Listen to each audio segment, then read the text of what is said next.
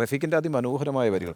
ഇത് രണ്ടും കൂടി അങ്ങോട്ട് ചേർന്നിട്ട് ആ പിന്നെ ആ സിനിമയുടെ ഒരു മൂഡും കൂടെ ആയിട്ട് ഫഹദിനെ പോലെ ഒരു ആക്ടറും എല്ലാ ഘടകങ്ങളും ചില ഇപ്പം യവനിക എന്നുള്ള സിനിമയെ കുറിച്ച് രഞ്ജിത്ത് പറയുന്നതേ മലയാളത്തിൽ ഉണ്ടായിട്ടുള്ള ഏറ്റവും ഒരു കംപ്ലീറ്റ് സിനിമ ഈ യവനികയാണെന്ന് പറയും. നല്ല സംവിധാനം, നല്ല തിരക്കഥ, നല്ല ആക്ടേഴ്സ്, നല്ല ക്യാരക്ടേഴ്സ്, നല്ല മ്യൂസിക്, ഇതെല്ലാം കൂടി ചേർന്ന് വരുന്ന ഒരു കോമ്പിനേഷനുള്ളൂ.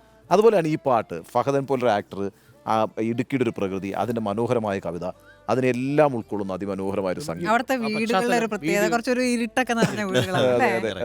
ഈ റഫീഖ് അഹമ്മദിന്റെ ഇപ്പൊ നമ്മൾ ഈ വരികളെ കുറിച്ച് റഫീഖ് അഹമ്മദിന്റെ വരികളോട് പെട്ടെന്ന് അങ്ങ് ഇണങ്ങിച്ചേരാൻ കഴിയുന്ന അങ്ങനെ ഒരു തോന്നിയിട്ടുണ്ടോ? പൊതുവെ കവിതകൾ എഴുതുന്ന ലിറിസിസ്റ്റിനോട് ഒരു പ്രത്യേക താല്പര്യമുണ്ട് അല്ലേ?